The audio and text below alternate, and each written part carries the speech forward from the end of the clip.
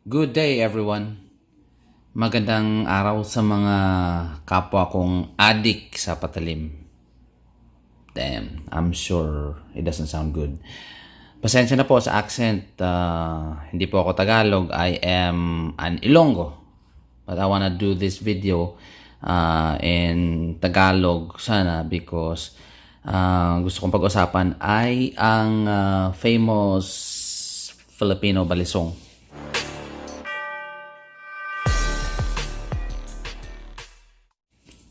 Now, I am a knife collector at karamihan sa aking koleksyon ay mga folding knives. Ayan po. Yan ay bahagi ng aking koleksyon. Over the years of collecting knives, I've realized that parang hindi naman kumpleto ang pagiging collector ko, no? As a Filipino knife collector, na wala akong kahit isang folding knife na gawang Pinoy. I mean, I have blades that were made by Filipino blacksmiths, lokal nating mga panday dito. But they are more on swords, axes, fixed blades, mga choppers. So, wala akong kahit isang folding knife. Sa ngayon, almost all my wish lists dito sa mga production knives, medyo nakuha naman natin. So, it's about time to jump into the fray and start collecting knives na gawang Pinoy. So what's more popular than a balisong knife? Okay. So I joined the forum, Balisong Pilipinas, and I tried to solicit advice, information, get inputs kung saan magandang bumili ng mga balisong products, quality balisong products. And I am very happy for the assistance made by group members pointing me to the popular makers. Konting problema ang na-encounter ko is that there's a bit of slow response from the makers pag you send them a message. You send them a PM and maybe you get a response the next day or after a few hours. Yeah. Although may iba namang medyo mabilis din makapag-reply. But I understand that itong mga makers natin ay busy din, no, sa paggawa. Kasi sila mismo gumagawa, most of them. They build knives and so wala silang panahon mag-Facebook dyan, mag-PM. If they can improve their customer service, then their sales would, I believe, will improve. Especially these days, the online selling is the thing. Dahil sa pandemya, it's difficult to go to shops and buy products yourself. So, sana if they are more accommodating sa online selling, that would be great for the blade trade here in the Philippines. What I did is to reach out to these popular makers. Kung sino mag-reply, I will make an order. So parang shotgun ang ginawa ko eh. But the thing is, when you order, syempre, they will have to build the knife. So it takes maybe a week, maybe 2 weeks. Yung isa nga, 1 month ang binigay sa akin eh. And then after the knife is done, you will have to wait another week maybe for the LBC to arrive. Iba naman kasi sa production knives eh. You see a knife na kursonada mo sa distributor, you pay for it in the bank, and then they will send it to you right away. So, shorter waiting time sa mga production knives. While waiting for my balisong, ito na lang muna ang may share ko. I have 2 balisongs here. Actually, this one is not counted because wala, ito bulok to. Hindi naman siya counterfeit, but this is a product of Magnum by Boker. Gawang China ata ito eh.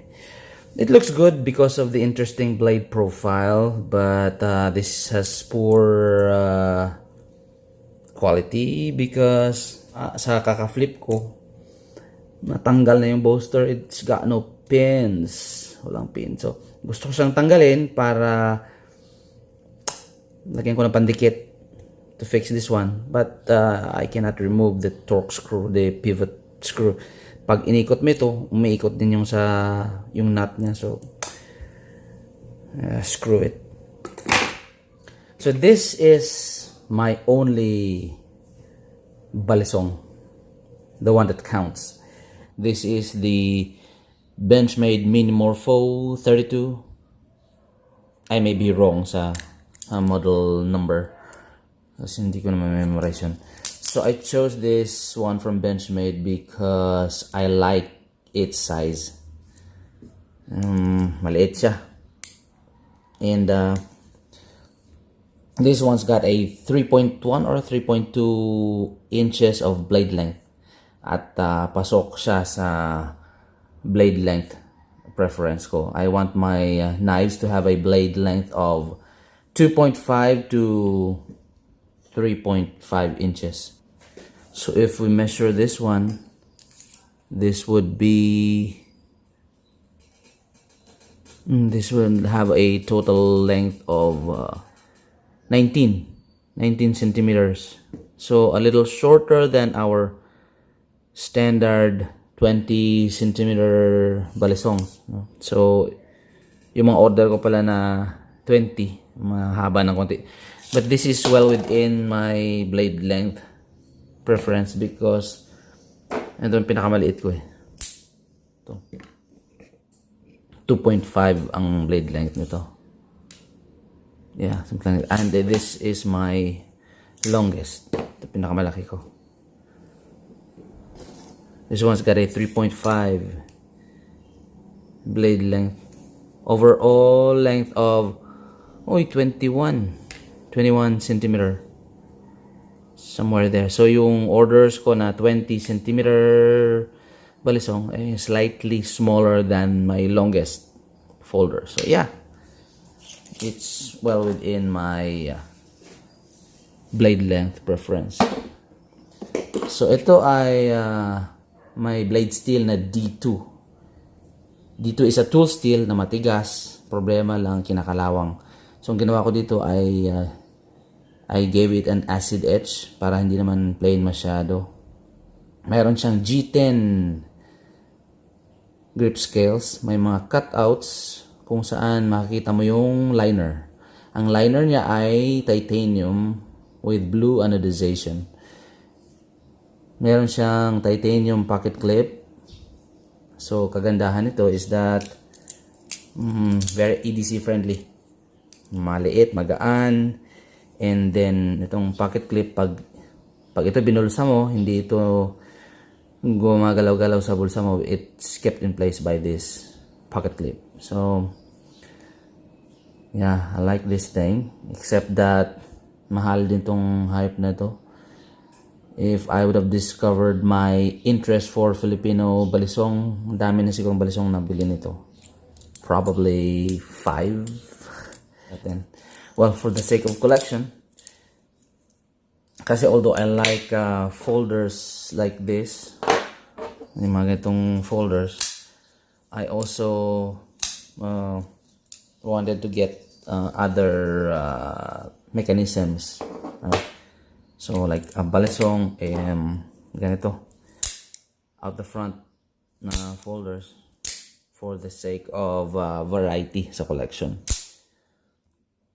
This one's got a good action for flipping, and that is to be expected because may bearing ito eh. No, it's bronze washers lang pala ito. Hindi pala bearing. But still, very smooth for flipping. Yeah. So ito lang muna talaga ang ma-showcase ko. Ang tagal pa nung first balisong ko dumating eh. At ayoko rin namang bumili ng mga on hand na. Kasi mahirap ang availability ng 20 cm na balisong. Especially those high-end ones. So, credits sa mga members ng Balisong Pilipinas. By the way, ang ganda ng logo natin, no? I hope one day I get a t-shirt na may logo ng Balisong Pilipinas. How would I get one, brothers? Salamat for pointing me to the right direction kung saan ako titingin at mag-order ng mga quality balisong. Yun, sila Tech, Ganda rin yung YouTube channel mo. All about balisong. Some guys are really stand out. I had to mention Schizo. Man, you have a sick balisong collection. And you have good photography skills. You post excellent pictures. Kitang-kita yung quality ng balisong. No? Maganda rin kasi makikita natin yung closer details ng mga balisong nyo. Makikita natin yung quality ng fit and finish ng mga produkto. Gaano ka pino yung build. Yung centering, alignment ng knife. So, it's good to have a ready reference. I cannot wait for my first unboxing of my first Pinoy balisong. Keep safe everyone. Mag-ingat po tayo lagi. Till next time.